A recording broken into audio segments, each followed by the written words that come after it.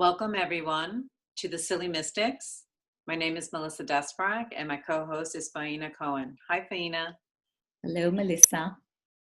You being silly today? No, I haven't had a moment of silliness. I've been very busy and very studious. So somehow I don't believe you. You don't believe me? What do you mean? What do you mean? Yeah. So what are we going to talk about today, Melissa? So today we're going to talk about Rumi.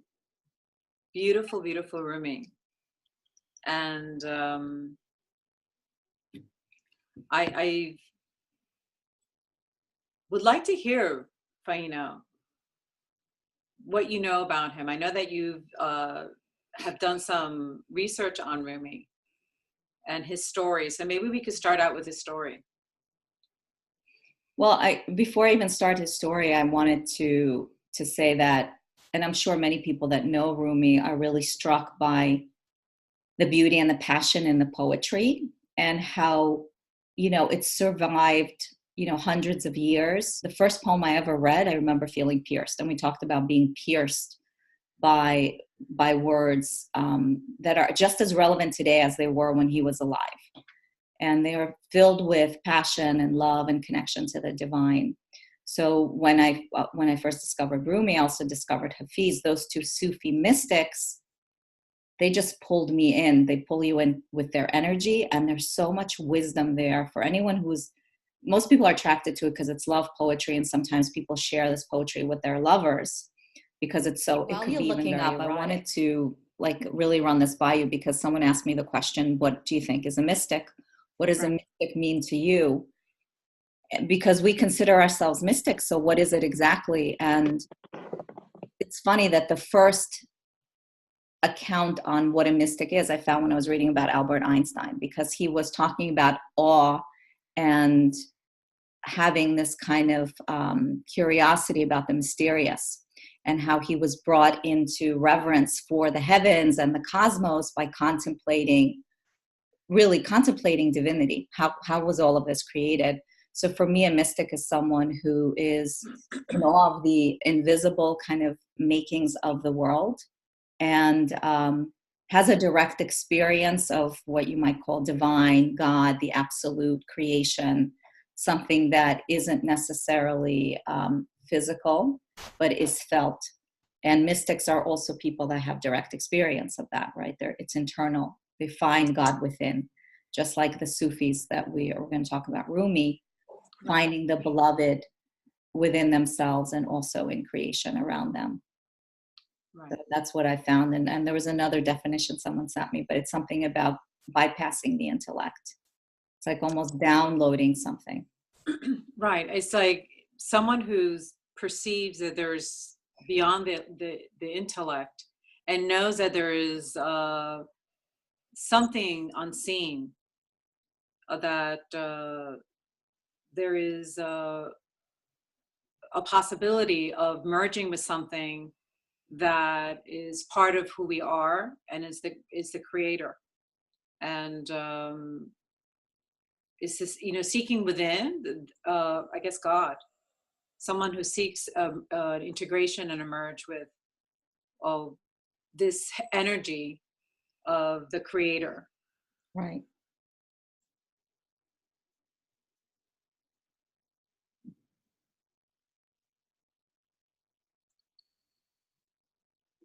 Just taking a moment with you.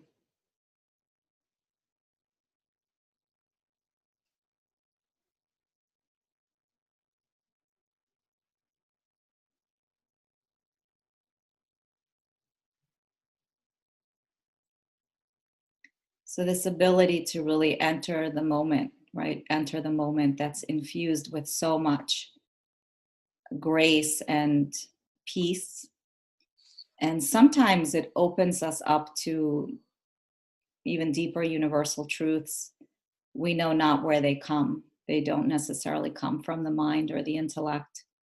And, Rumi for me is one of those, he's a mystic that kind of drinks of the mysteries and communicates directly from his soul to our souls. There's such a reverberation of truth when we read some of his poetry.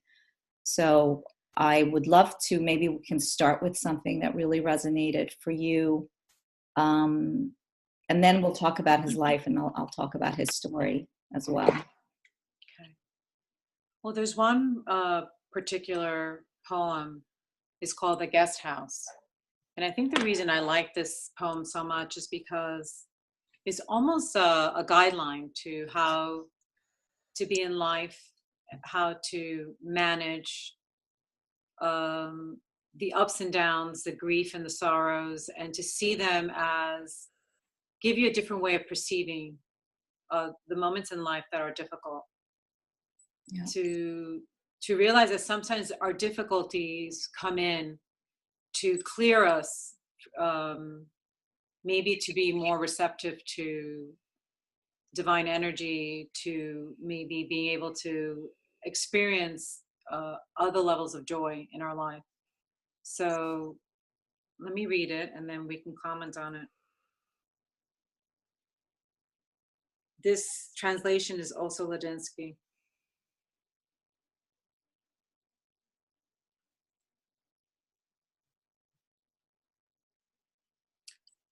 Okay.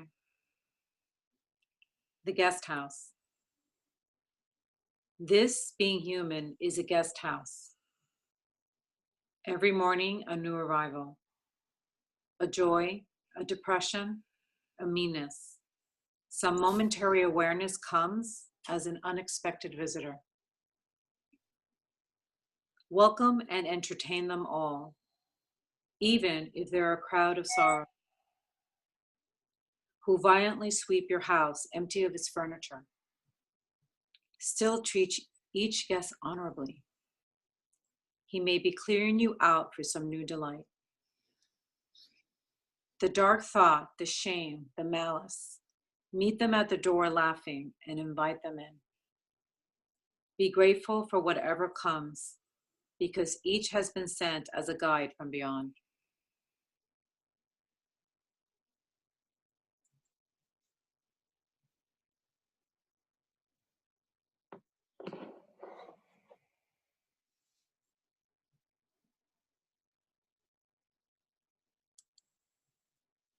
So for me, it allows me to have a different way of perceiving moments where I'm experiencing sorrow or grief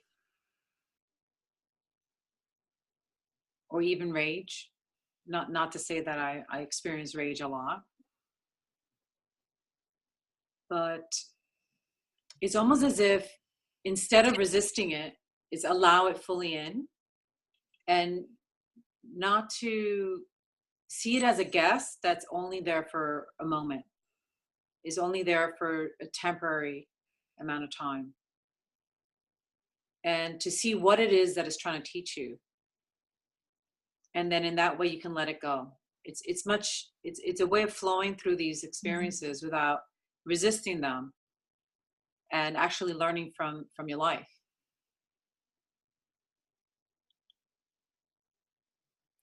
It's beautiful. For me, it's also, about this kind of a splitting within us and the recognition that there is this higher being, or there's a loving being presence, almost like a divine presence inside us that embraces our humanity, treats every aspect of ourselves with loving kindness and patience, and how we can access that or develop that within ourselves and really allow and also the knowing that these are guests, they're not permanent residents. The permanent resident is the soul, and the presence and constancy of the soul, and it's kind of the goal of the mystic, is to live from that place, to live or have mastery over the resident of the house, this body, this vessel.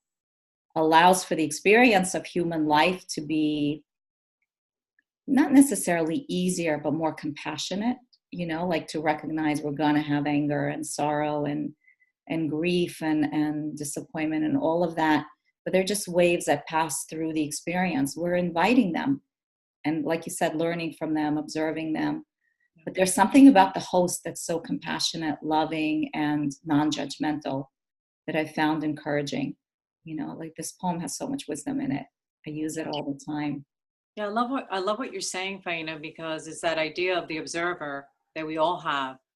Yeah. There's something in us that's very wise, is a divine part of us that has the ability to really be a partner in partnership with the part that's having this physical experience, and can really love this part, and allow you to have a little bit of a detachment to the things that are happening in your life, that you can go through difficulty, even see difficulty coming, and knowing, having a certainty that you're going to be okay.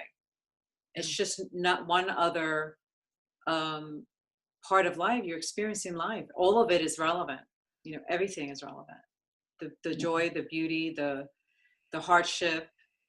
And if we can go through life just slightly detached with an awareness that, and I think that part that can be detached and is the observer and has a lot of wisdom is the link that we have to the divine. It's what is, I always call that the part of us that's divine and connected to spirit, that can have that experience of understanding fully, that this is a journey. We're here to have these experiences, but we're much more than this physical vehicle. We're a lot more than this physical vehicle. And so if you're able to do that, then you could live life in a very different way. You could really live life with a lot of joy in higher states, and feeling love, being able to open to love. Yeah. So Rumi is a great lover.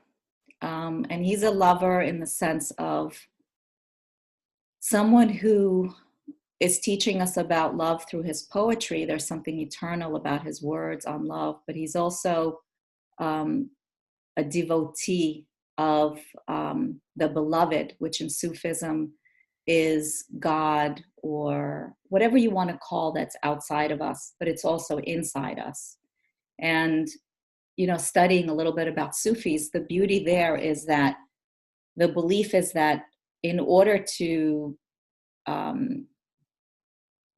have divine knowledge, the heart must open. So it's almost like only through love can we know the divine. Only through love can we know ourselves. And his story, and I guess maybe I could speak a little bit about it, not in detail. I And would why love it's fascinating for me is that it's a similar story to us. This was a man who was born into, a fairly privileged family, and he was a student, a scholar that studied at the time Islam, and he had many, many different teachers, and he followed different prophets. He meets a man whose name is Shams in a market. His first meeting, this is reported as like a legend, is just like eyes meeting. So he sees him in the market, and something happens in the exchange. It's actually often a common story when a student meets a teacher, that there's a recognition on a soul level, just the eyes meet. Often people speak that way when they first fall in love, that there's something about that looking into their eyes, a piercing moment, a kind of a moment of infused presence and recognition happens. And in that moment, he drops his books. Like he's in awe. He's awestruck by this man, and he's very curious about him. He learns that he's actually a traveling kind of almost like a traveling teacher, spiritual teacher. And Rumi feels something is different about this man, and he asks him to become his teacher. And, they form this relationship where there's a lot of speculation that maybe they were even lovers, because there's definitely love of the teacher in this story. He speaks of him almost as a lover, right? There's a lot where he mentions his name in his poetry, and describes him as someone that he reveres with love, the way that he reveres and loves God or the beloved. I'll just use the word lover and beloved. As in Sufism, the lover is the soul that has a longing It has a feminine aspect of longing and awaiting for a meeting with the beloved. So that's where the erotic element comes in, because in that description of longing, desiring, there's a lot of sensual descriptions of beauty and touch and sensual experiences of the beloved. And the So, beloved is God. is God, but it could be interchange. It's really interchangeable, and there's a play in that poetry that it could be Rumi towards Shams, maybe Rumi towards, maybe there was an inspiration of a woman in his life. I mean, he was married, but maybe there was a muse or a lover that inspired this deep, passionate longing. But certainly most of it was devotional poetry dedicated to the beloved, which for him was Allah at the time, But it keeps, he sees the divine in everything. The divine is in his teacher, Shams, who gazes at him through the eyes of eternity. It's in a child, and it's in a bird, and it's in nature, it's in the beauty. So his poetry really is so rich and sensual because it includes the physical world and nature.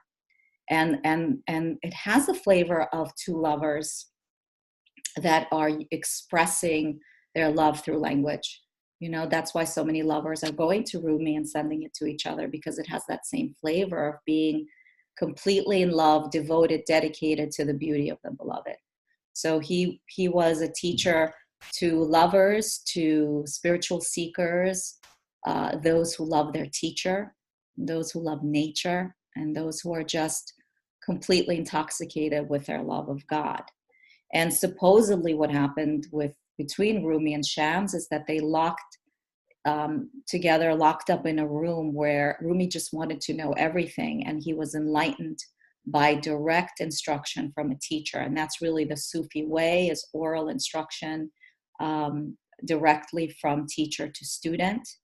And we don't know what happened in those rooms, but he did at some point describe that he was experiencing, like, the wine from the cup of a teacher is receiving directly from a teacher the knowledge that the teacher already attained, and experienced transcendence, awakening, everything that we talk about.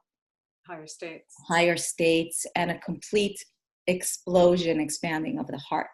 Such a proliferation of love poetry can come from someone in love. Right. He was completely in love, and you can feel it. You could feel it in the poetry. I don't know, I moved to maybe share this one poem that I read to you.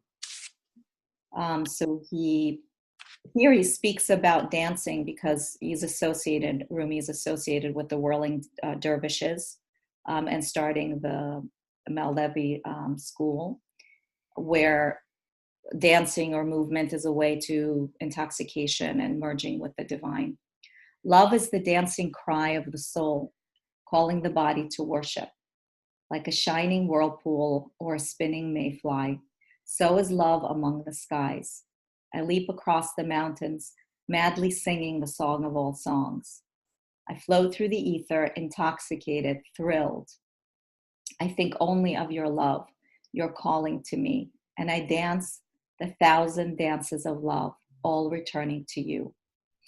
I'm not going to read the rest of it. I just want to stop here and just say that he says there's always a partnership. There's a longing of the soul for its beloved.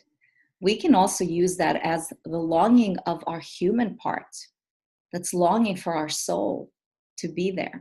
There's a love story. Our teacher, Mervyn Brady, also said that every love song or love story at its core is our own desire to find the love inside ourselves first, to become in love with ourselves, the soul in love with the body. And when that happens, then the soul can, open itself to being in love with its maker. Wait. I'm bringing my love. Melissa, can Duke be a guest on our show? Yes. Because he's love right here. And anyone who has a pet knows, right? Yeah. It's the purest form of unconditional love that there is. Like they're just in their soul, right? In their heart and soul. They're just pure love. Yeah. Look at him, he agrees. I think, honestly, that Rumi's inside my dog. We should change him from Duke to Rumi. I know, but I didn't name him, so I think that's his second name, but you can't tell anybody. Rumi. Look at the face, and you tell me his nickname. His nickname. Is he a lover? Is he a lover? Look. Oh my God! Look at him. Look. I think he's a lover. Very cute. Oh my God, there's your boo boo. Do you like Rumi? Okay, can you read a poem? Let's see if he likes it. Yes. Let me read a poem. Here we go. Yes. When you plant a tree, every leaf that grows will tell you what you sow will bear fruit. So if you have any sense, my friend, don't plant anything but love. Agreed. Show your worth by what you seek. Water flows to those who want purity. Wash your hands of old desires and come to the table of love. Agreed. Do you want me to tell you a secret? The flowers attract the most beautiful lover with their sweet smile and scent. So here we are with sweet smiles irradiating this beautiful scent. Duke approved of this poem wholeheartedly because he wrote it. Yes. In a past life. Come on, honey. I can listen. You don't disagree with me. Anyway, it's a beautiful reminder from Rumi that when you think about it, right? Acts of kindness, acts of love, that's what's remembered about us. That is the expression of the soul in life, the purity of us, you know. Like, think about it. We go through life. We both live in New York, and there's so many people coming and going. But what if we are able to connect by what we're offering every day in terms of our energy, our smile? There's so much that can be gifted that way. When you're present and you're amongst other people, there is always those moments where you have eye contact with a stranger. And you know when there's a piercing in that moment. You have a moment with a stranger and you know that they felt you and you felt them. Yeah. And it's a gift. That, smiling, and it's momentary, but it's a gift. Hold on. You think we can he be a star on our show? He could co-host with us. I can translate what he's thinking. Can you? Yeah. Look at this. Look, we have a very strong fabulous. I'm trying He's to see waiting for the next poem. He's waiting. What? He's waiting? Oh yeah. He's like, where's the next poem? I love the first one. Don't plant anything but love. He knows that. He does it all the time. He lives it. Look at him. He's just adorable. Okay, here we go. I've been looking for a long, long time for this thing called love. I've written comets across the sky, and I've looked below and above. Then one day, I looked inside myself, and this is what I found. A golden sun residing there, beaming forth God's light and sound. Yeah, finding love within. Right. So, you can share these states of love with someone else, but it's important for you to realize that they're within yourself. You can have those states. When the body, soul, and spirit are in alignment, and you're connected to spirit and the soul, and you're present, you could be in a state of love. And then if there is a beloved, wow. Here's one. Close your eyes, fall in love, stay there. The simplicity of that. Not with someone else, not with something outside, but within. Fall in love with yourself. And only then can you fall in love with another, You can fall in love with every human being, actually, if you look deeply enough.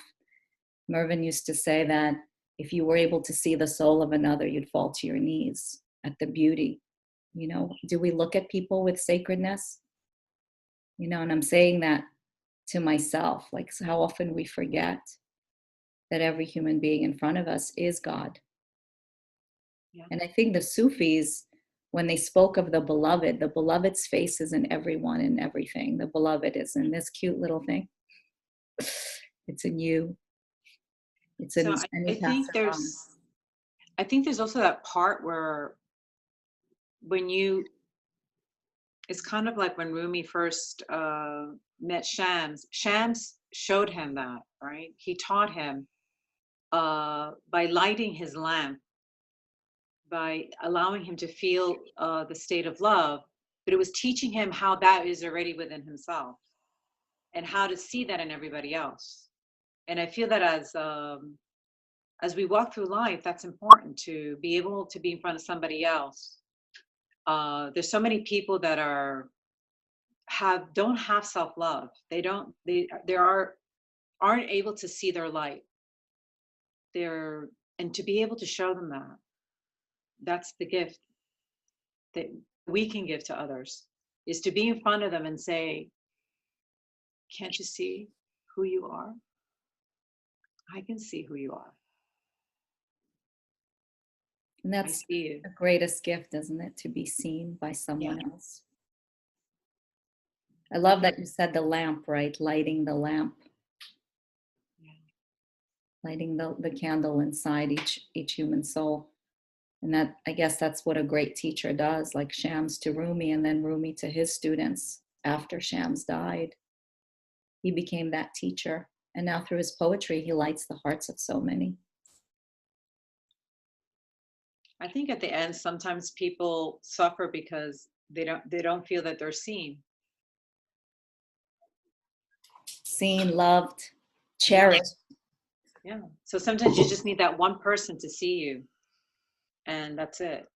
One person to see you, to recognize who you are, that you are this divine soul having a physical experience. And when someone else could mirror that back to you, then it's almost as if you can have that full understanding of who you are. So I look at you and I know who you are. I see your beauty and I see your divinity and your purity and your nobleness. And when I show that to you, then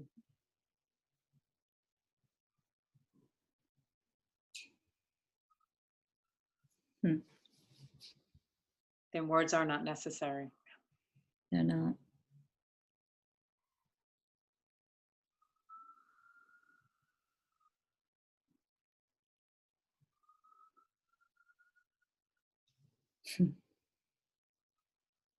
And to also know that's a part of us. And there's so many other beautiful parts as well. And when I just know that most human beings want to be seen for all of it, right? See them as a soul, see me as a soul, see me as the playful one, see me as the professional one, and see me as the intelligent one. And there's the mother, and this is, we have so many aspects of self. Some are created maybe as roles that we don't like, but in those roles where we feel in our essence, joy usually follows, right? So it could be so many discoveries in that love of oneself. I think the primary discovery is that there is this divine being within, but then there's all these other ones, like there's the little devil, there's the playful one, there's the mischievous one. All those aspects are so beautiful and so divine. Even the part that makes us human, right? And the part that is not I don't want to judge and say right or wrong, better or worse, but there are aspects of us that could create friction in other people. And sometimes we might judge, everything about a person, to be able to contain it all. It's sacred. It goes back to sacredness, like a mystic or someone who elevates life from the mundane to the sacred will see even an expression of someone's outburst of anger is sacred because they need a release in energy. You know, it's like not to, I guess it's like, again, without judgment. It goes back to love. Amazing beings that have left such treasure of work that I feel that there's no way of, but Rumi's has a special place in my heart. Yeah, I agree. And He's definitely, instead of antidepressants, I would prescribe Rumi. Seriously. coming from a therapist. I'm sure it's not very conventional, but no, there's that energy is so uplifting and beautiful. It's so beautiful. I think that, you know, we forget that beauty is actually something we need to digest, we need to take in. And these are forgotten, you know, I don't know if they're forgotten.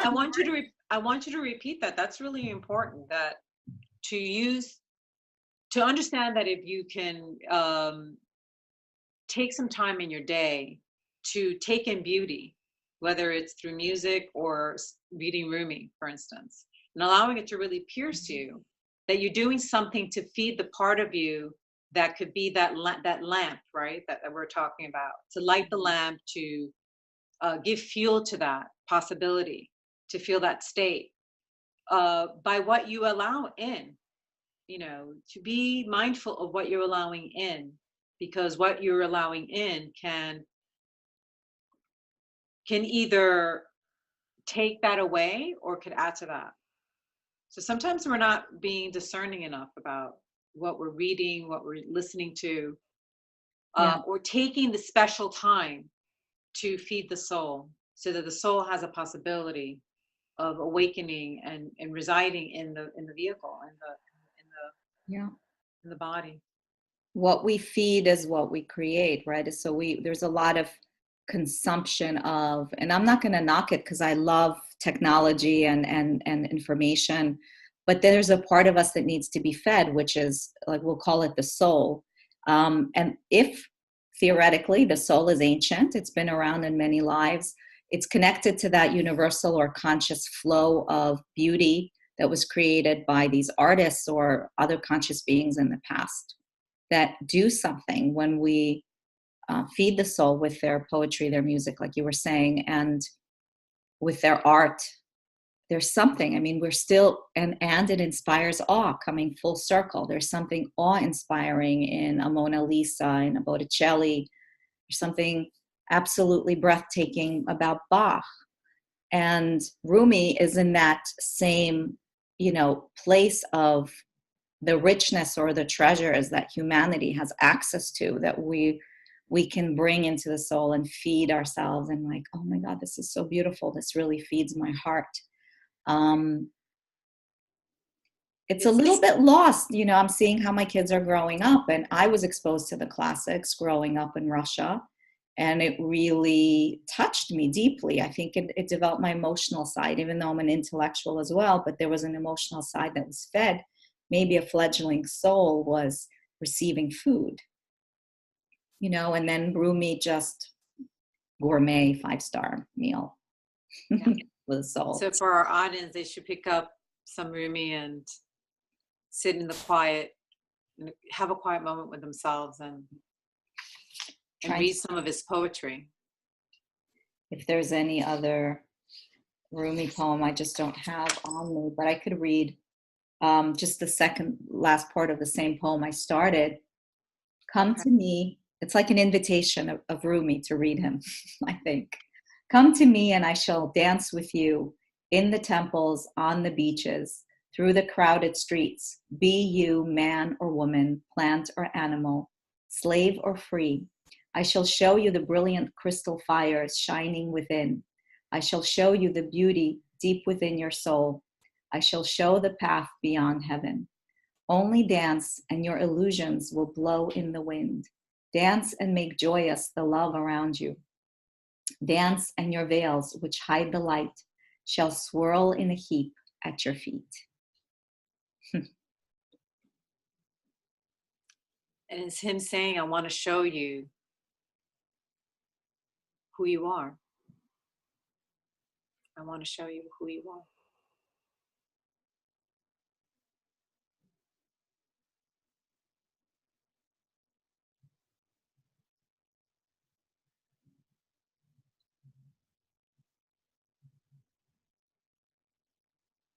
So I think that's a beautiful place to end our little talk about Rumi. What do you think? Is there anything else you have that you want to share?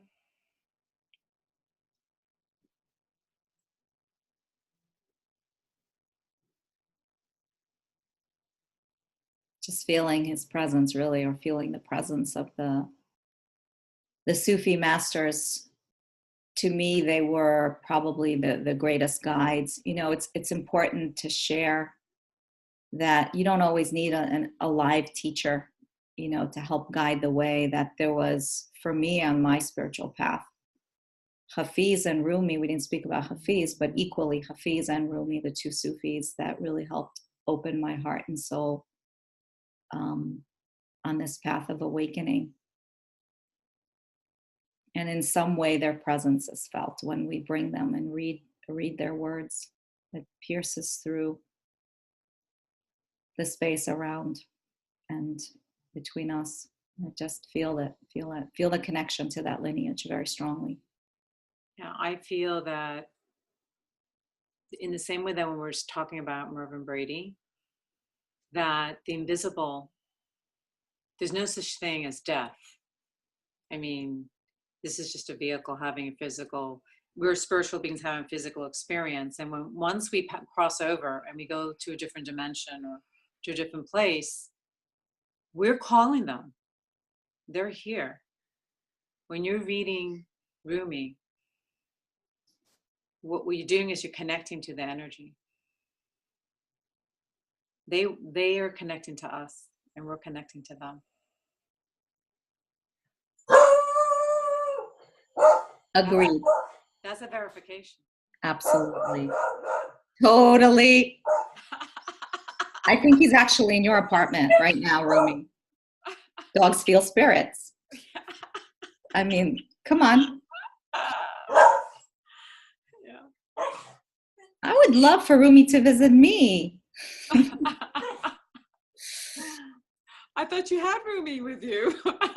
Well, yeah, it's true, but you know, I temporarily visited Duke. I'm not sure if Duke is Rumi. I'm still trying to figure out. I know he's a lover. Definitely a mystic. I don't know which one. Conscious being, for sure. Yeah. In presence, in love, in peace. All you have to do is look at those eyes and you fall in love. He's the awakener. Like Mayor Baba was the awakener. Yeah. Okay, love. Love you, honey. Love you too, honey. Have fun in the miraculous. You too. All right. Stay present and in love. Always. Bye. So, how did we do? How did we do? How did we do? How did we do? You think we did good? You think we did good? Wonderful, wonderful. Wonderful. Wonderful. I don't know. I try hard to speak English good. It was like... Yes, but your English sucks. What? I try so hard. You're so mean. Nobody knows this. Wonderful. This is you. The real you is this. You silly mama. Listen to me. I tried to explain to you about Rumi. You didn't understand a word I say to you. Nothing. And I have difficulty understanding you. Total difficulty. Why? I try so hard. I have my notes and everything here. What were you trying to say? I don't know, but you see, I did good with it was so difficult. I tried. I channel American woman. Me too. I had total difficulty. I didn't know what You to like say. her? You like her? Was I good? How was my hair? How beautiful. How was mine? Always goddess, always. Good. Goddess. Goddess. And my animal trained good. My animal not trained good. No, your animal barking like crazy monster. Barking. My theory about animals being conscious being, we knocked it over in one bark. Conscious being barking? Yeah. No, no, no, no, no. No, no, no, no, no, no, no. No, no, no, No, no, no, no, no, no, no, no. No talking. Mariposa, you Sí. listen to me 1 minute here. Te This estoy whole show, escuchando. I don't get it. Why we do it? I don't get it either. Very, okay, fine.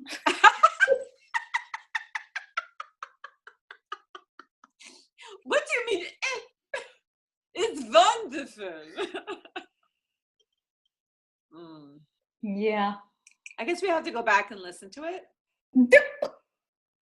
Perfect. Everything comes from God. You get me? I get you.